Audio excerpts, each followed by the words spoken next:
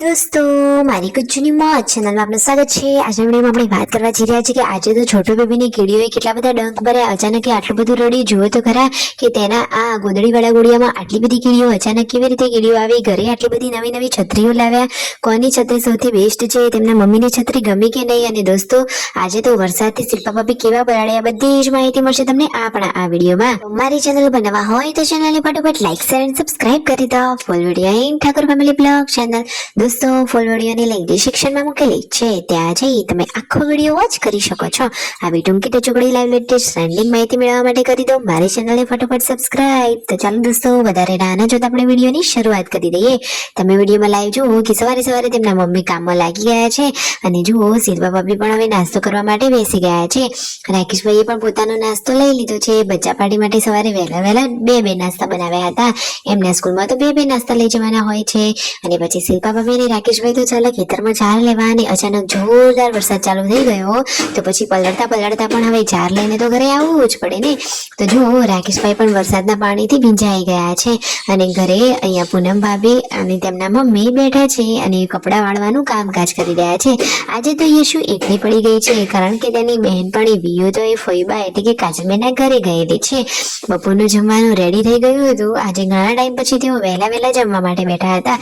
હજુ 12 પણ નહોતા વાગ્યા અને જમવા માટે બેસી ગયા એટલે તો નવાઈની વાત લાગતી હતી।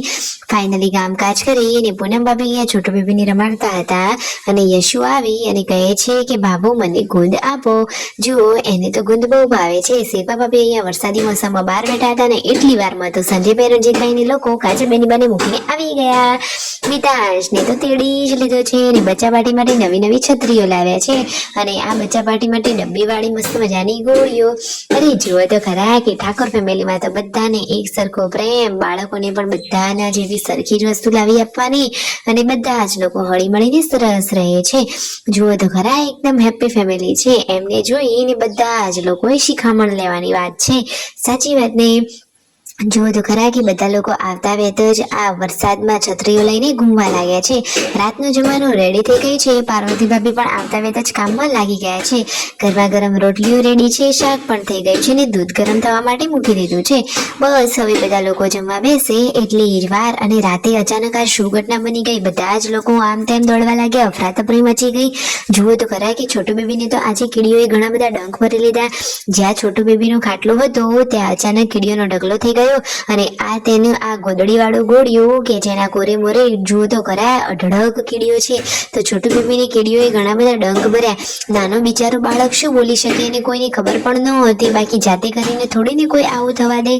તો પછી તેને સારું થઈ જાય એવી જ પ્રાર્થના। દેશી ઉપચાર ખબર હોય તો જલ્દીથી કમેન્ટ કરો, સબસ્ક્રાઇબ।